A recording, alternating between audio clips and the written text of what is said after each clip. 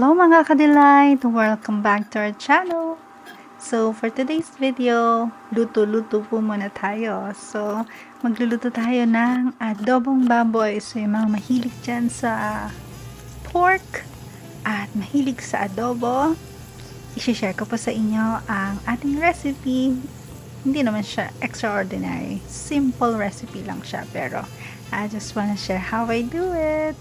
So, nagisa lang po tayo ng bawang at sibuyas at naglagay lang po ako ng laurel at maglalagay lang din po tayo ng buong paminta at igigisa lang po natin yan sa mantika.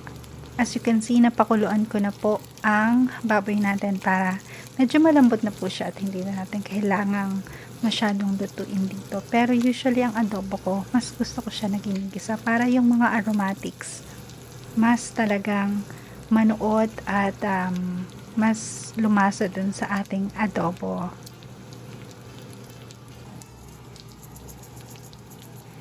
So ayan mga ka-delight, halo-haluin lang natin hanggang mag-brown ang ating baboy at ang ating sibuyas at ang ating bawang at hanggang sa maamoy na natin ang aroma ng ating mga inilagay.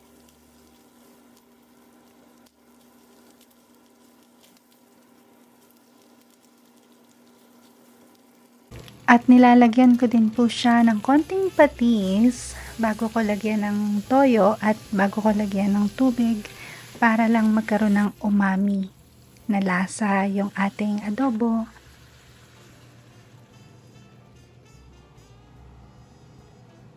Ayan na nga po, nilagyan na natin ng konting tubig.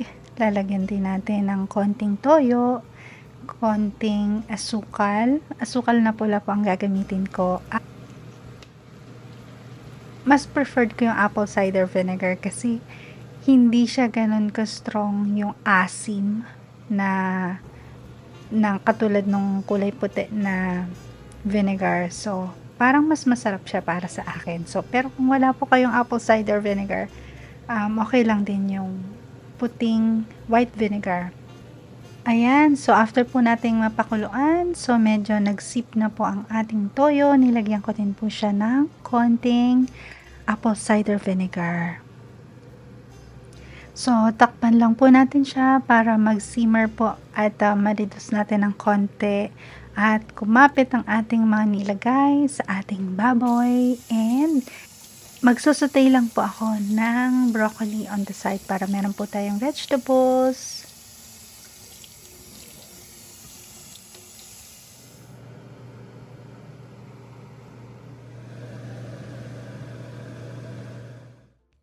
So, ayan guys, napakuluan na po natin ang ating adobo. So, nakikita nyo, medyo mamantika siya. Medyo type ko ang adobong ganyan, yung parang naghahalo yung mantika sa toyo at saka sa suka na masarap siyang ilagay sa kanin, di ba?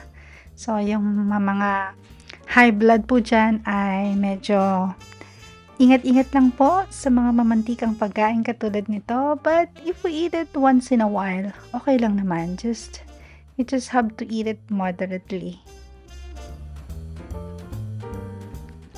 So, ayan guys, nakakatakam na ang ating adobo at nilagyan ko lang po siya ng sambal.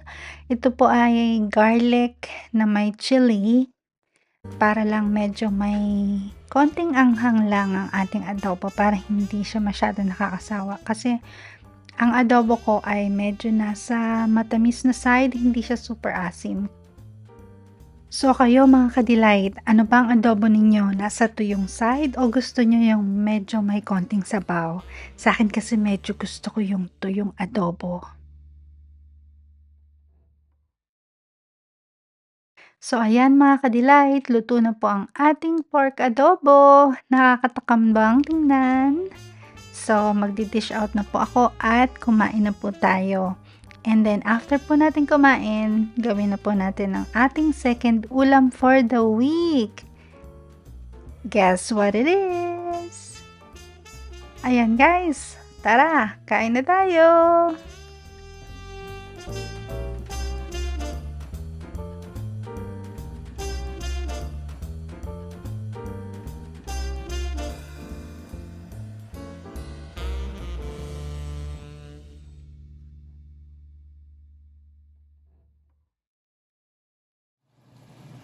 Now, let's cook our shrimp na may garlic at butter.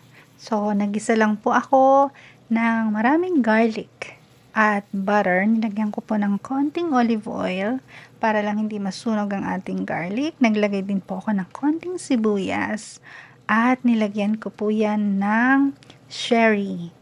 Yung sherry po, para po siyang white wine.